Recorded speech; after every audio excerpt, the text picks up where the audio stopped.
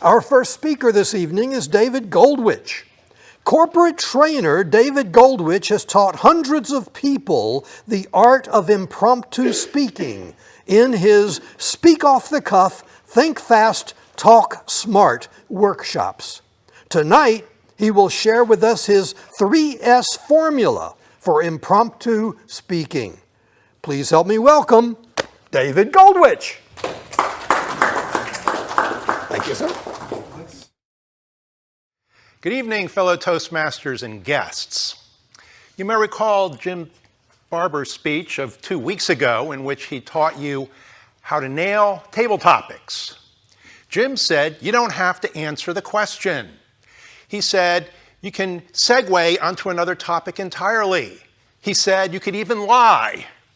Now, I hate to sound persnickety, but as much as these do work in table topics, they don't really fare that well in the real world. Suppose you're in a business meeting and your boss asks you a question that you were not expecting. You have to speak impromptu. Can you ignore the question?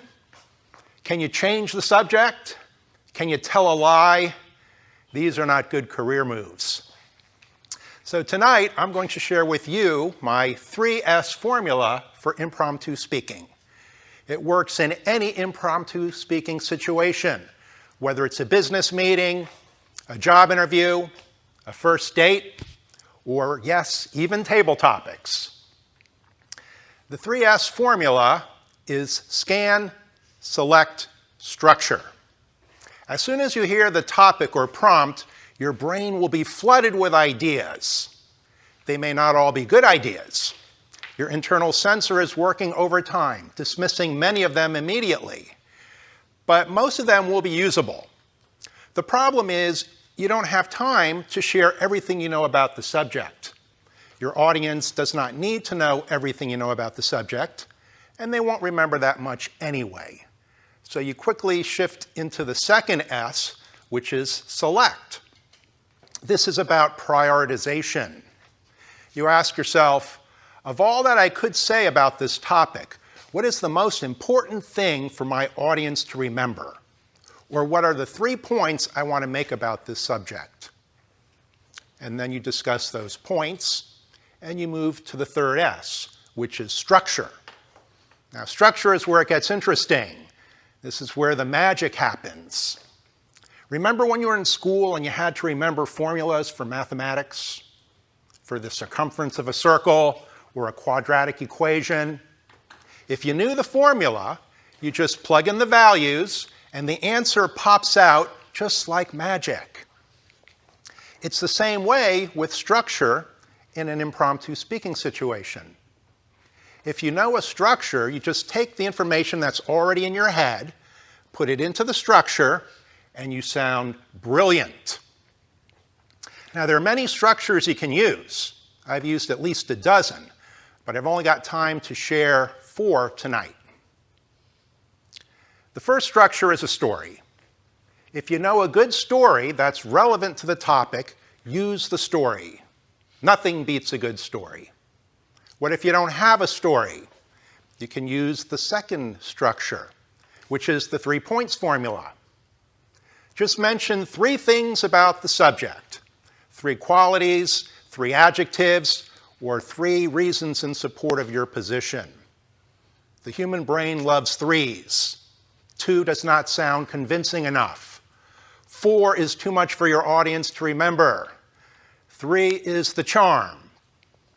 That's why we have the 3 little pigs, the 3 bears, 3 blind mice, 3 musketeers, 3 stooges, and 3 amigos. There are other famous groupings of 3s that you know. There's reading, writing, and surely, goodness, and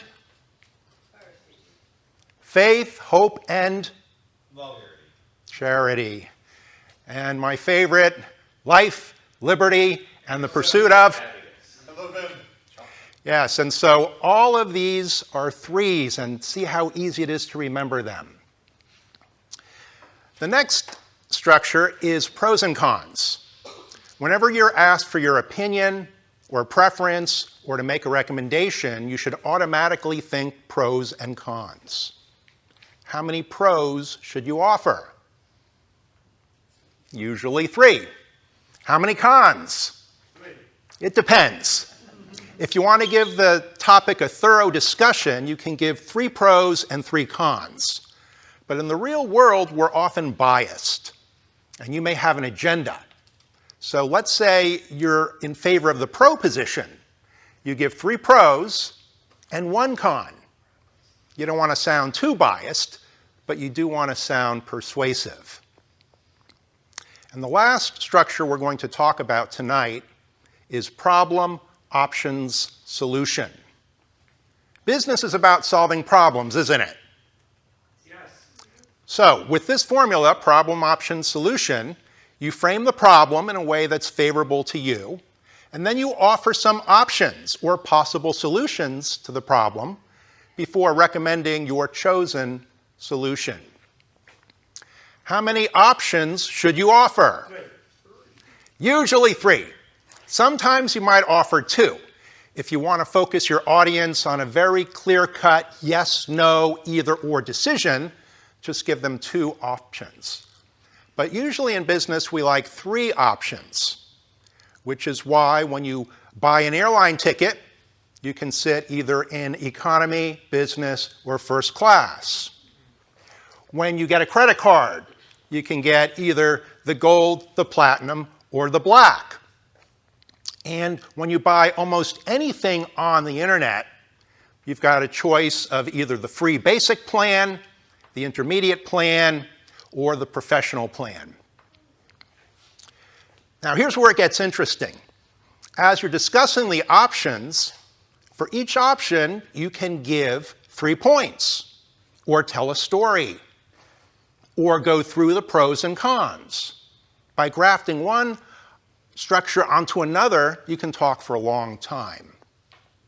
So the next time you're faced with an impromptu speaking situation, whether it's personal or professional, maybe even a few minutes from now, remember the 3 S's: scan, select, and structure. And remember the 4 structures we talked about: story, 3 points, pros and cons, problem, options, solution. And when you give your next table topic, you won't be worried about the green light coming on too soon. You'll probably worry about, do I have enough time to say everything I want to say? And that's a good problem to have. Toastmaster of the evening.